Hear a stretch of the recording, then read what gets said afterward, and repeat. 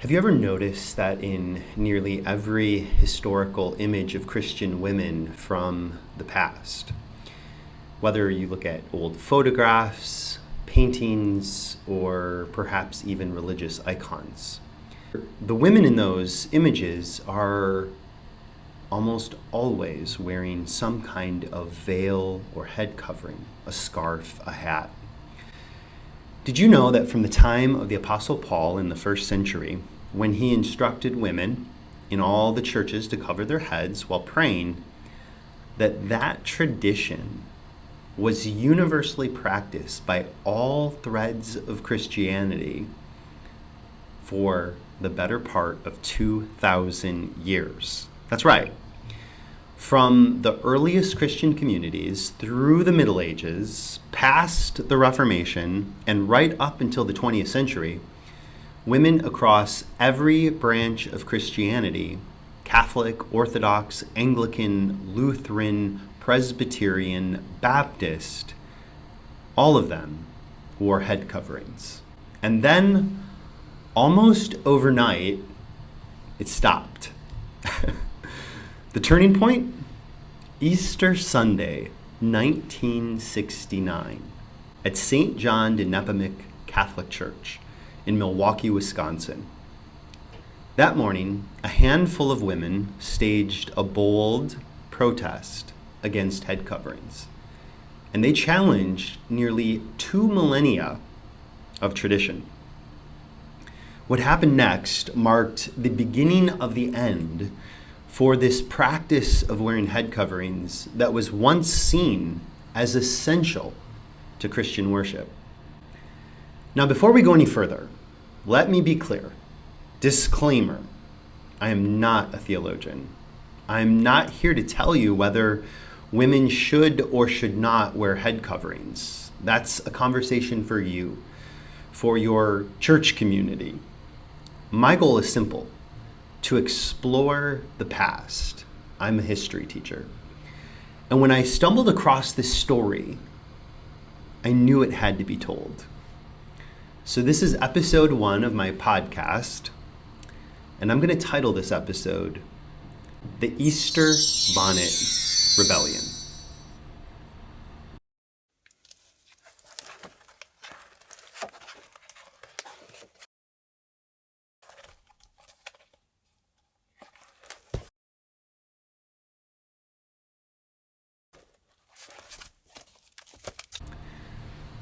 So picture this. It's Easter morning, April 6th, 1969. Church bells are ringing out across Milwaukee's south side. Families step out in their Sunday best, and the scent of lilies, Easter lilies, mix with the fresh spring air. Inside St. John de Nepomuk Catholic Church, the pews are full. It's a parish rich in tradition.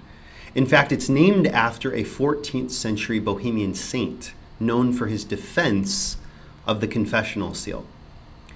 For most of the worshipers this morning, it feels like any other Easter Sunday. But amid the solemn rituals, a quiet act of protest is about to unfold. A group of women, organized by the National Organization for Women, NOW. They enter the church. What sets them apart? They're bareheaded. No veils, no scarves, no hats, no Easter bonnet. Whispers begin in the congregation. Confusion, shock. And within days, headlines across newspapers from the East Coast to the West Coast. When those women approach the altar rail to receive the Eucharist, the priest refuses them. He denies them the communion because their heads are uncovered. And he stood firm in tradition. For a moment, the sanctuary is stunned. Then the tension spreads. Whispers all over the place. From Milwaukee to Minnesota to San Francisco to Boston to as far south as Florida, the newspapers picked up the story. One article mentioned the next day, how a group of women had challenged a centuries-old practice with a simple but daring act, removing their head coverings. Now, to understand the weight of this moment, you have to realize that before that day, across nearly all Christian denominations, Catholic, Orthodox, Protestant, all of them, it was customary for women to wear head coverings during worship, especially on Easter. Hats were not just accessories. They were cultural symbols, religious icons. Now, they were often elaborate, and sometimes they were called Easter bonnets, but they blended fashion with faith. But these women from NOW, they were saying enough. They called their protest the Easter Bonnet Rebellion. In a press release that very day, Nancy Kosterman and Mary Ann Lupa explained their reasoning. Here's a direct quote from that press release. The outmoded and discriminatory practice of women wearing head coverings at liturgical services was the target of a protest by the National Organization for Women on Easter morning. Mary Ann Lupa explains that the veiling of women historically symbolizes their subjugation. She says, the traditional biblical arguments from the authors of Scripture conclude that women are inferior beings, end quote.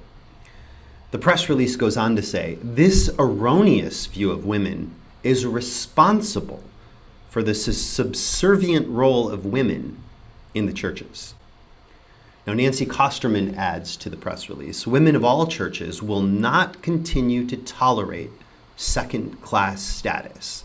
Women are tired of doing all the menial tasks within their churches and having no voice in policies or worship. And the date of the protests being Easter, it was no coincidence. They write, Easter, the season of life, was chosen to dramatize the women's rejection of their old position of inferiority in the churches and to testify to their new life of equality. Now, there was also recent fuel for the fire in this protest. Just a week earlier, at the very same church, a single woman had been publicly called out by the priest for attending the service without a head covering. The priest had labeled it a sin and warned that she was not welcome back unless she wore the, quote, symbol. And that rebuke lit a fuse. The following Sunday, Easter Sunday, it became a flashpoint. Now, I want to pause again and remind you, I'm not telling this story to take sides. I'm a history teacher. I am not a theologian. I'm not advocating for or against head coverings. My goal is to uncover how this tradition, practiced for 2,000 years, suddenly changed and why. And why? Because the moment in Milwaukee, it didn't happen in isolation. The 1960s were already shaking things up. The feminist movement was surging. In the Catholic Church, Vatican II had recently concluded in 1965.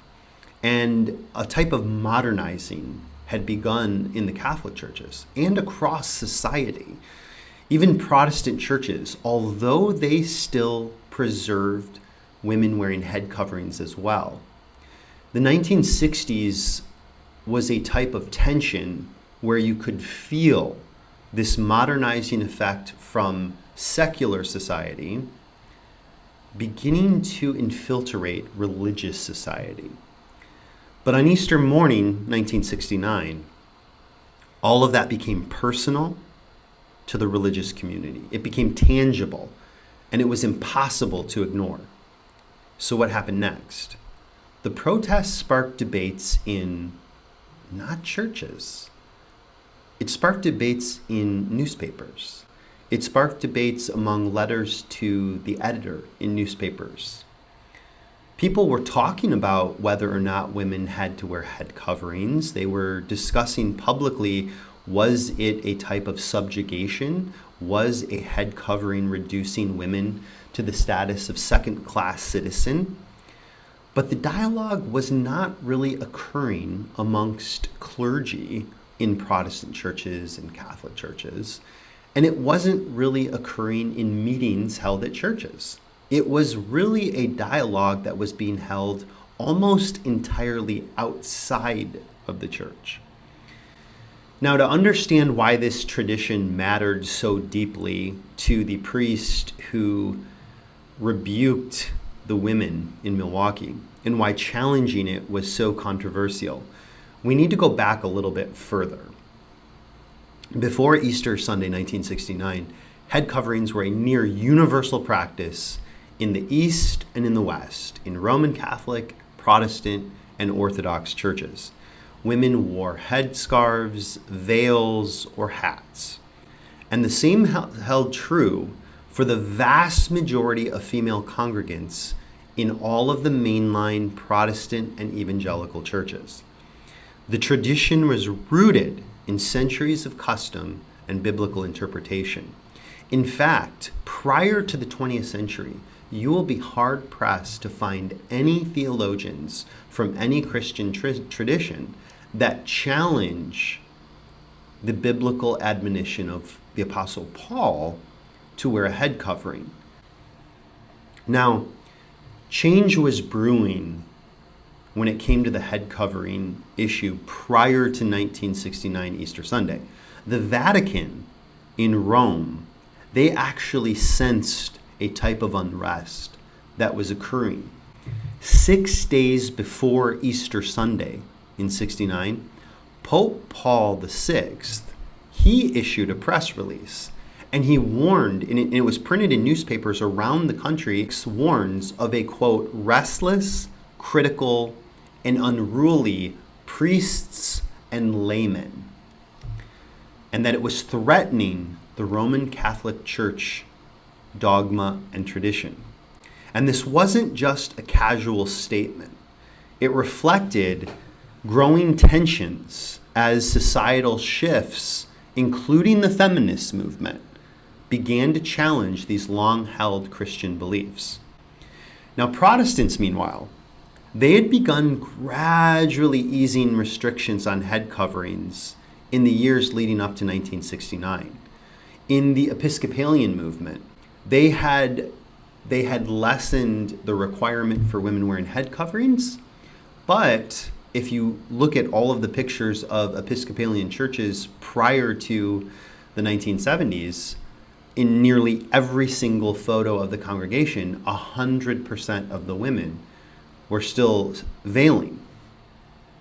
The one exception amongst the Protestants would be the Pentecostal movement. The Pentecostal movement was birthed in Topeka, Kansas on January 1st in the new millennium of the 20th century, 1901. And then it continued to grow in Azusa Street in California. The Pentecostals were really the first prominent, well-known public group of Pentecostals in which women just didn't wear head coverings at all. In most of the photographs of Pentecostal churches in the 1920s, 30s, 40s, 50s, it's very rare to see women veiling in any of the photos. Now, the Easter Bonnet Rebellion, it fueled a wave of misinformation also. So in the following month, in the month of May 1969, newspapers across North America, not just in isolated cities, but in all of the major cities across North America, that the Pope and the Council of Bishops had rescinded the head covering requirement. This erroneous report went viral. It became such an issue that the National Council of Bishops had to step in, and they clarified the Vatican had never lifted the veil requirement. The Reverend Ambrose Bugini, he was the secretary of the Vatican Congregation for Divine Worship. They confirmed that the rule remained unchanged, rooted in Canon 1262, which called for women to cover their heads in church as a sign of modesty. Now, the clarification, it came too late. Merely a month later, when they issued that press release saying, no, the Catholic Church still requires women to wear head coverings, the damage had been done to this ancient tradition. Newspaper articles throughout the rest of 1969 began publishing pieces saying that women aren't really wearing head coverings anymore. Less than 12 months after Easter Sunday, 1969, and the protest from the National Organization for Women, less than a year, their protest swept through all of the churches, and the practice of women wearing head coverings had almost all but disappeared. Now, for centuries, this was seen as a visible symbol of faith, reverence, and perhaps even a difference in a outward demonstration of gender roles, of the difference between men and women. And as I said, in 1969 to 1971, not only do we see articles talking about women no longer wearing head coverings, accompanying those newspaper articles, we also see journalists across the nation publishing pieces about a new militancy amongst church women, both Catholic and Protestant. And so the journalists themselves noticed that women's groups were springing up throughout Protestantism and Catholicism in America, and were taking it beyond head coverings. They were calling for widespread changes in how the churches and congregations were being run. In that period, it was not only a cerebral, intellectual dialogue that we also see comic strips. This is a comic strip from December 20th, 1969, so at the end of the year following the Easter Bonnet Rebellion. And he says in the strip, quote, "I knew our moral fiber was weakening when women stopped wearing hats to church." So it's a tongue-in-cheek jab, but this comic and others captures the growing unease as this long-standing tradition visibly slipped away. Now, shortly thereafter, the National Organization for Women organizes another fight against the church, and they organize a dramatic symbolic act of protest yet again, called the Ecumenical Task Force on Women and Religion. And this group of feminists gathered for a liturgical ceremony that they organized, but not to worship. Their liturgical ceremony organized a book burning. They burned parts of the newly released Roman Missal. Why? Because the Roman Missal, which is the official book of Catholic worship, it still imposed strict limits on women's participation. Women could only serve as lectors in the Catholic Church, which is where you read the scripture aloud during worship. And only then if there was no man present to do so. Even then, they were required to sort of stand outside the presbyterium when they would do the scripture reading. The sacred area near the altar was reserved only for men who read scripture. The women from NOW called this discriminatory and demeaning. And after burning sections of the Missal in public in this book burning, they then collected the ashes of those missals they burnt, and they sent them, along with a scathing poem, to Cardinal John Dearden. He was then the president of the American Bishops, and he was attending a conference in San Francisco. So when the package reached him, I'm sure he didn't know what this package was, and he opened it up, and there's a bunch of ashes along with this poem, and I think the poem is worth reading, that the NOW women wrote. It goes like this. Pink and ash, the color of our caste is pink, but the color of our mood is ash. We have burnt your sacred books, your latest oppressive words. We are sick with your pomp and male prerogative. We are weary of your callous stance toward women in the church. You have raped us of our rights and preached that it was in the name of God. These are the ashes of your canons, of your instruction 66. The color of our caste is pink, but the color of our mood is ash. This was no longer simply a debate over headscarves or Easter bonnets. This was a rejection of structures, of the organization of the church that many women in America believed was symbolizing centuries of subjugation. The structures were now being openly challenged, but mainly in secular society against the church. Again, the dialogue within Presbyterian, Baptist, Lutheran, Catholic churches was very slim. There weren't a lot of meetings taking place saying, what should we do about the women who are from the outside pressuring these changes to occur? Now, though the Easter Bonnet Rebellion entirely faded from the headlines by 1970, its legacy was growing. What started as a small protest over head coverings became a part of a larger struggle for dignity, a struggle for voice for women, and equality in religious spaces. And to truly understand the weight of this rebellion, we have to look back both in Scripture and in early church. So we'll start in the 20th century.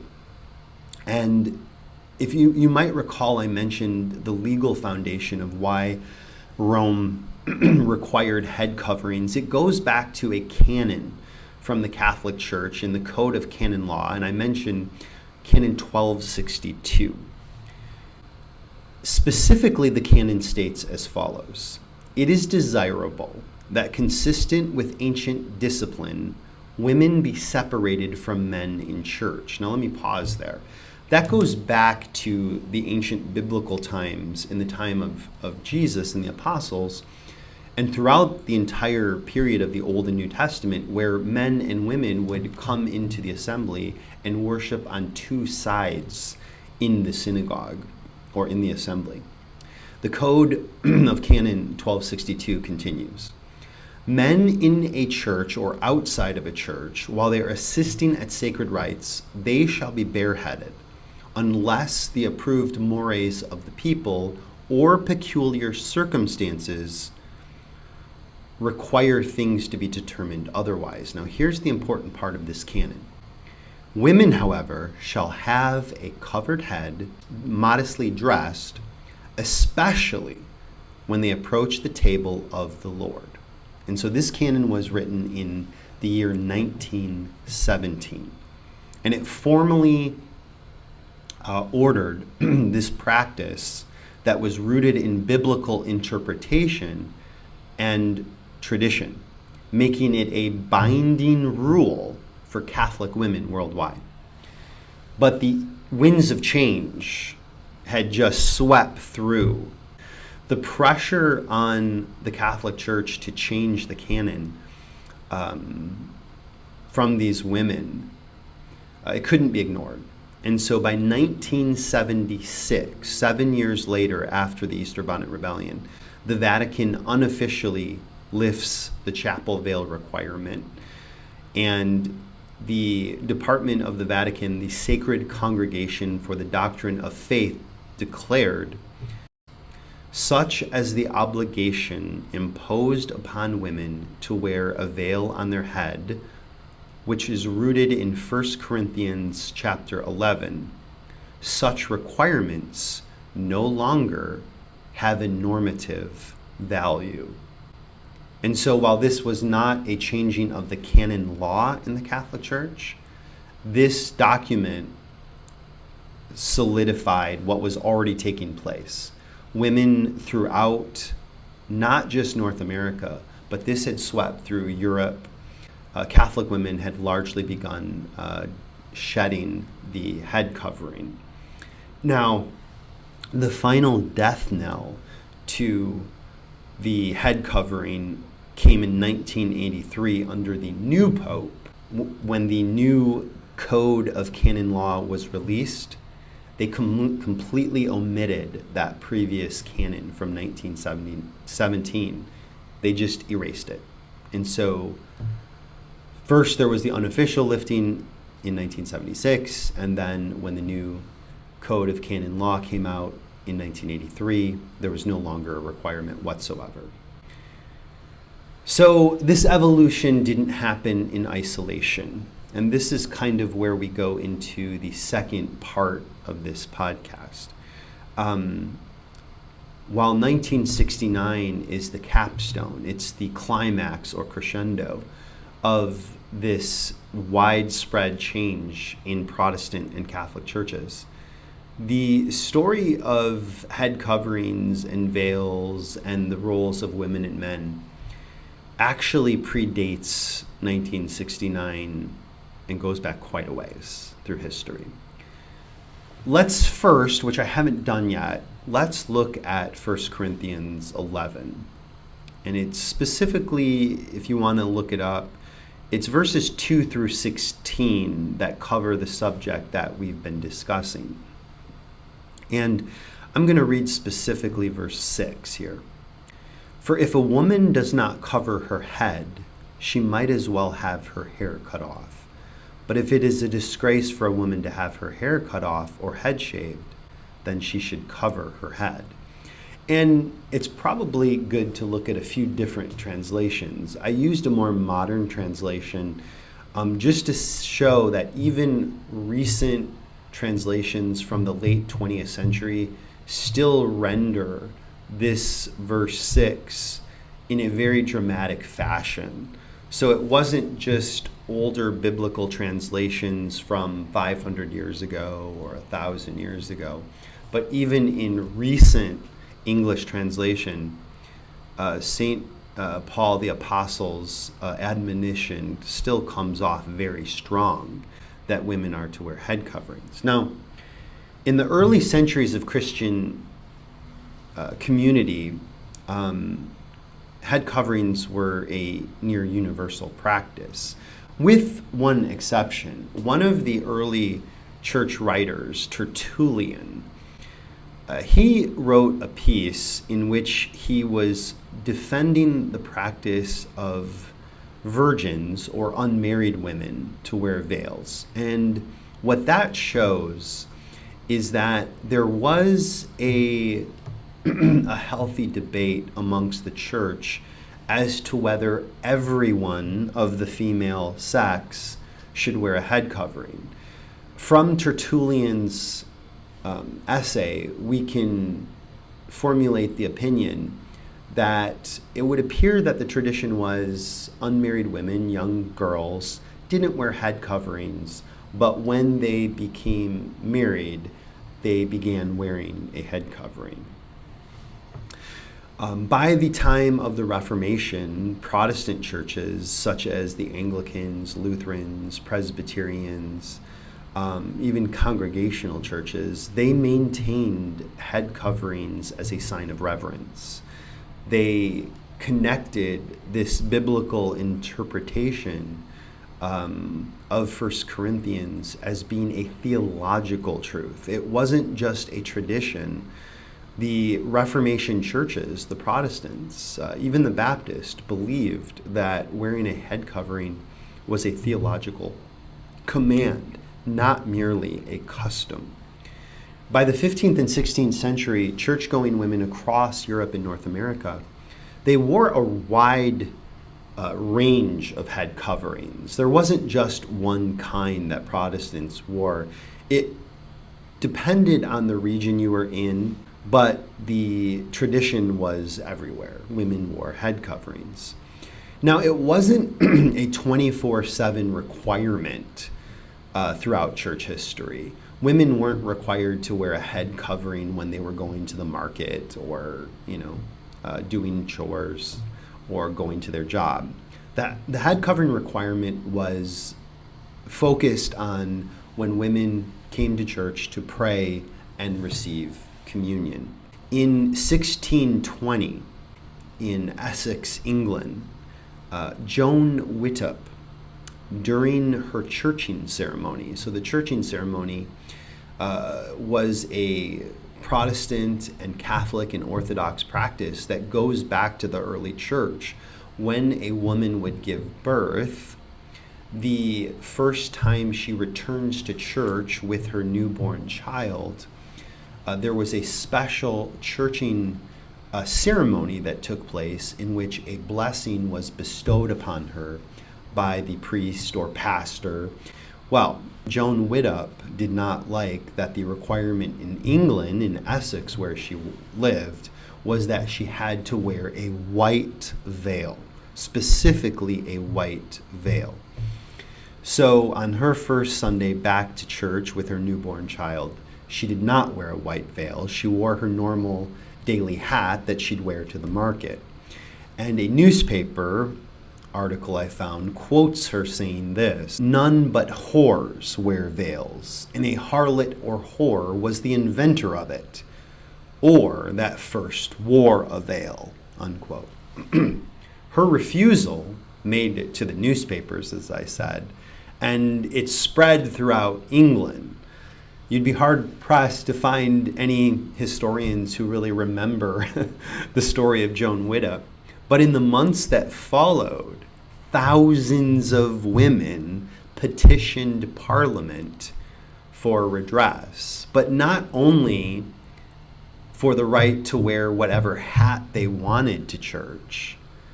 They also were petitioning in their letters for economic and political grievances they had tied to the female sex. So Whittup's stand against the white veil became a symbol in 17th century England, linking personal rebellion to larger calls for women's rights. This spirit of resistance, it echoes through the centuries. So Joan Whittup was in the 17th century, and if we go forward into the 18th century to colonial America, think of the era of the colonial fathers, George Washington, Thomas Jefferson. Women began challenging the traditional sex roles, and specifically they did so by wearing men's trousers. Newspapers began printing articles all over the 13 colonies in which they sensationalized these women. But this was a movement that lasted for quite a while, all the way from the colonial period into the time of the Civil War. Now, these women who were revolting against traditional women's public attire, it wasn't universal in all cities, but it was a constant theme that continued from the colonial period up into the late 19th century. The Enlightenment era, which we're speaking of right now, brought even sharper critiques against religion and tradition.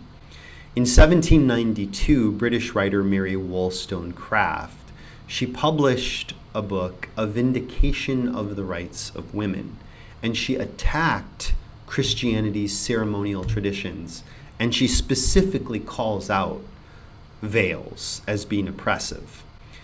Here's a section I pulled from her book. She writes, "Religion is also separated from morality by a ceremonial veil. Yet men wonder that the world is almost, literally speaking, a den of sharpers and oppressors," end quote. So just as the National Organization of Women accused the church and the wearing of a veil as a sign of oppression, we find the same words, the same description used by Wollstonecraft in 1792. To Mary Wollstonecraft, these rituals did not uplift women. They subjugated them. She believed that these symbols were cloaked in equality in religious language. Now, fast forward to the 19th century, to the 1800s. There we see Elizabeth Cady Stanton, a popular writer, and she was one of the major founders of the 19th century's women's rights movement. She picks up the torch from Joan Widdop and from Wollstonecraft. And in 1895, she publishes the Women's Bible. You've heard of the Jefferson Bible, where Thomas Jefferson took out every verse he felt was objectionable, things that related to the miraculous, because he was more of a materialist, and he recrafted his own Bible that was a materialist rendering of his own vision. Well, Elizabeth Cady Stanton did the same thing. She revised the Bible and published it, the Women's Bible, and she zeroed in on head coverings as well in her writings. She says, quote, "They symbolize the superiority, the authority, the headship of men, and the humility and subservience of women," end quote. From Joan Widdop's defiance in 1620 to trousers being worn by colonial women to Wollstonecraft and Stanton's words, one thing is clear in the last 500 years of history is physical symbols, the clothes we wear, have been used in the march against the church by those who believe the church is oppressing women. In just a few short years, a 2,000-year-old tradition, women wearing head coverings, it disappeared. Not through debate among clergy, not through synods or councils, not through an official vote by church leadership. That didn't come until 1983 amongst the Catholics when they omitted the Canon from the Book of Canon Law. No, the practice of wearing veils or head coverings, it occurred through outside pressure. Pressure from activists, feminists. Many of them were not even Christians. Many of them did not even believe in God. They challenged the church on its most visible symbols of sex and tradition. And the shift didn't come from inside the sanctuary, but from protests on its doorstep. And here's what's remarkable. There was no formal proclamation amongst nearly any Protestant church. There was no major announcements. The Western Church simply stopped enforcing what had always been expected as a part of worship. Head coverings quietly vanished from pews across America and Europe. An ancient tradition was undone not by theology, but by social momentum. And perhaps even more astonishing than how quickly the change happened is how quickly society forgot it happened at all. So today, the Easter Bonnet Rebellion is barely a footnote in church history. It's very difficult to find this story. I only found it by an offhanded remark by someone giving a lecture over 30 years ago. And then I began looking through newspaper articles because I couldn't find anything written about it in any Christian historical writings. From 1969 to 1971, this was national news in America. Front page headlines, cartoons, editorials, and they were all debating the meaning of a woman's hat or scarf or veil. And then silence. Now, we experienced what I would call collective amnesia. It's a phenomenon where an entire culture moves on so quickly and so completely that the recent past becomes a blur, a fading memory. And I've spoken with people who were children in 1960 and in 69, and they vividly remember that their mothers always wore a veil to church. One person even mentioned that her mother would keep 3 veils in her purse in case her and her mother and sisters happened to stop at church in the middle of the day to run an errand. Her mother could quickly pull out veils so they could all put them on before they walked inside the church. And now what feels almost mythical, like it never existed. And this isn't unique to the veil debate, to head coverings. We've actually seen it more recently. Imagine someone who fell into a coma in the year 2019 and didn't wake up until 2025. They'd likely have no idea that just a few years earlier, the entire world had shut down. Cities were empty.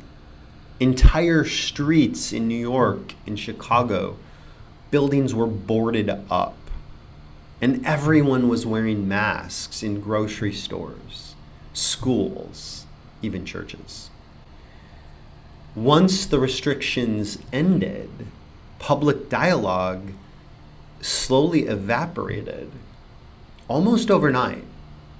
And the children who lived through that time, as adults, when they get older, their memories are going to be fuzzy, fragmented.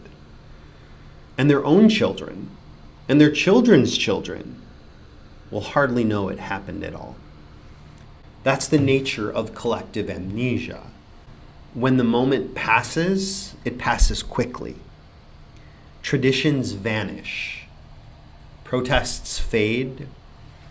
And soon, the majority don't even know that there was ever a debate. The Easter Bonnet Rebellion is one of those forgotten moments, a flashpoint that upended 2,000 years of Christian practice. Yet it lives only in the scattered headlines and faded memories of few. So why tell this story now? Because history matters. Because understanding how traditions change and evolve and who changes them helps us see our present and future more clearly. This wasn't just a story about hats or scarves. It was about authority, memory, and who gets to define the shape of worship and faith in the modern world. Is it those outside of the church? Is it those inside the church? Only you can decide that. Thanks for listening. This was episode 1, the Easter Bonnet Rebellion.